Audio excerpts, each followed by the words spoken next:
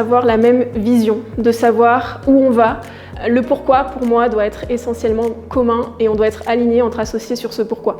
Sur le comment et sur le quoi, peut-être qu'il peut y avoir des discussions, mais sur le pourquoi, on doit vraiment être aligné. Donc pour moi, c'est sans cesse reparler de ça, s'assurer qu'on aille bien dans la même direction et qu'on soit d'accord là-dessus. La deuxième chose, je dirais, c'est la notion de confiance. Quand on est associé, j'ai souvent entendu aussi que c'est comme un acte un peu de mariage, entre guillemets, c'est-à-dire qu'il y a quand même des relations fortes qui vont se créer. Et donc du coup, il y a cette notion de confiance. Avoir la capacité de pouvoir exprimer à ses associés ses peurs, ses doutes, ses joies bien sûr, les difficultés rencontrées. Et donc pouvoir leur faire confiance pour accueillir ça et pouvoir s'entraider à aller de l'avant. Du bon savoir travailler ensemble, du bon savoir-être. Ça malheureusement, ça ne s'écrit pas et ça ne se décrète pas, ça s'expérimente. Donc le prérequis avant de s'associer, je pense, c'est de commencer à travailler ensemble. Première session de travail, des week-ends ou des ateliers, des débats, rien que pour comprendre les dynamiques qui animent le duo, le trio. Je pense que c'est le plus important aussi pour faire une bonne mayonnaise. Le premier mot qui me vient à l'esprit, c'est peut-être complémentarité, qu'on n'ait pas les mêmes terrains de jeu. Aussi, je pense qu'il faut régler la question de l'ego, qui peut arriver assez vite. Savoir s'engueuler sainement. Rigoler. Je pense que c'est quand même important parce qu'il y a quand même beaucoup de moments compliqués. D'ailleurs, c'est notre slogan du démarrage, c'est on gagne pas d'argent mais on rigole. Voilà. Sur les relations avec les associés, moi j'ai eu une expérience bizarre puisqu'en fait Simplon, c'est pas mon idée. J'ai rejoint une équipe d'associés qui avait eu l'idée de Simplon et ils sont tous partis et je suis le dernier à rester. Donc effectivement, les liens entre les associés et les relations associées, c'est vraiment central. On sait que c'est une des premières causes de mortalité des entreprises avec la trésorerie. Donc effectivement, quand on veut aller loin, il faut bien choisir son équipe. Et même, l'exemple de Simplon montre qu'on peut perdre tous ses associés, il n'en reste plus qu'un.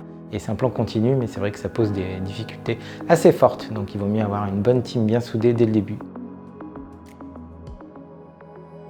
On pense souvent à dire bravo ou à remercier ses équipes. Je pense qu'il faut aussi penser à dire bravo à son associé et à valoriser aussi son travail auprès des équipes. Voilà, parce que en fait, en tant que chef d'entreprise, en fait, il n'y a personne, nous, pour nous dire bravo pour le travail fait. Et du coup, si c'est pas entre associés, finalement, personne ne le fait. Ce qu'on fait maintenant, c'est toutes les 2 semaines, on a un dîner. Parce qu'on a essayé un déjeuner, mais un déjeuner, il est entre un rendez-vous le matin et un rendez-vous de l'après-midi. Donc finalement, on pense à son ancien rendez-vous et au futur, donc on ne déconnecte pas vraiment. Donc là, on fait un dîner et on discute, certes du travail, mais pas que, pour continuer à être à la fois associés, mais amis, comme on l'était à l'origine. On se prend annuellement, ou des fois 2 fois dans l'année, des temps, 3-4 jours d'affilée, où on se met, on sort de Paris ou de Strasbourg, on se met dans un lieu un peu plus nature ou à la campagne, et on prend ce temps-là pour vraiment échanger. Alors ça peut être bien sûr échanger sur des décisions stratégiques, mais c'est également échanger sur justement notre vision, où on en est, où on veut aller, et c'est aussi profiter de ces temps pour rêver. Donc on remet des fois tout à plat en se disant attends, dans 10 ans qu'est-ce qu'on veut, où on veut, et ça rebooste à chaque fois et ça nous permet de s'assurer qu'on est bien aligné, qu'on va bien dans la bonne direction.